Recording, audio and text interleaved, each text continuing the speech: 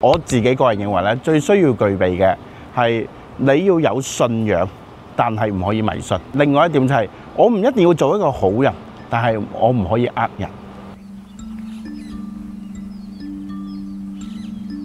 大家好，我係星碟身心靈玄學館創辦人張發育。因為一開始咧接觸係身心靈類別嘅嘢啦，咁開始接觸塔羅牌啦，之後就接觸到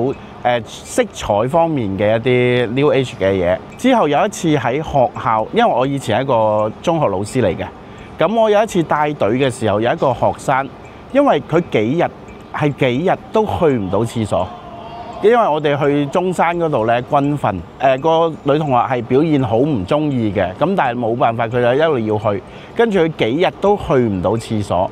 跟住我就諗起，我知道色彩裏面橙色係同我哋嘅泌尿系統有關，亦都同我哋嘅情緒掛鈎。之後我就叫嗰邊嘅工作人員咧幫我準備一個橙，跟住我就俾個橙個小朋友拎住，慢慢地佢就好似放鬆落嚟。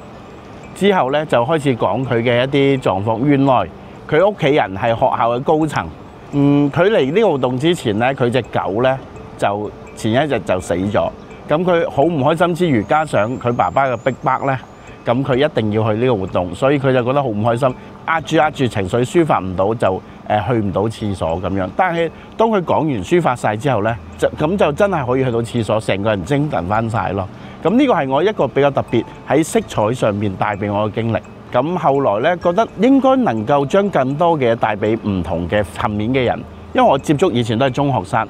但係我想將呢樣嘢身心靈啊帶到俾社會人士更加需要呢啲嘅人士咯，所以我就會想去建立呢個星碟身心靈玄學館呢個品牌。我嘅服務範疇包括首先塔羅牌啦，另外就係中式嘅子平命理啦，仲有法科方面嘅玄學範疇。我做塔羅主要係幫人去清晰佢嘅一啲可以做嘅方向，因為其實佢同一啲問卜唔同啦，或者求籤唔同嘅嘢係求籤可能即係當下嘅狀況求到個籤係上籤或者下籤，咁但係塔羅牌係當你遇到目前呢個問題，我唔知點去解決嘅時候，如果我唔加以任何改變，會發生啲咩事？咁我可以幫你清晰呢件事。如果你想有呢個事情發生，咁你 keep 住去做咯。但係如果唔想呢啲事情發生嘅時候，我又可以做啲乜嘢嘅改變呢？咁塔羅牌可以清晰我哋嘅方向。我主要塔羅牌就係幫人去做清晰方向。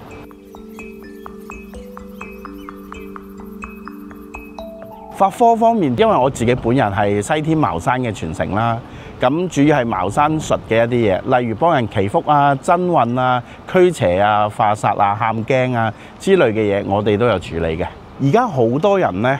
會將認為身心靈啊係一種怪力亂神啊或者古靈精怪嘅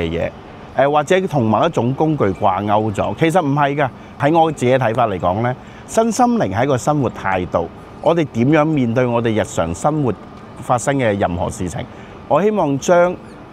身心靈俾更加多嘅人認識，令到而家社會嘅人更加健康，不論係身體定係身心嘅狀況。除咗身體嘅健康之外，身心靈發展都好重要嘅。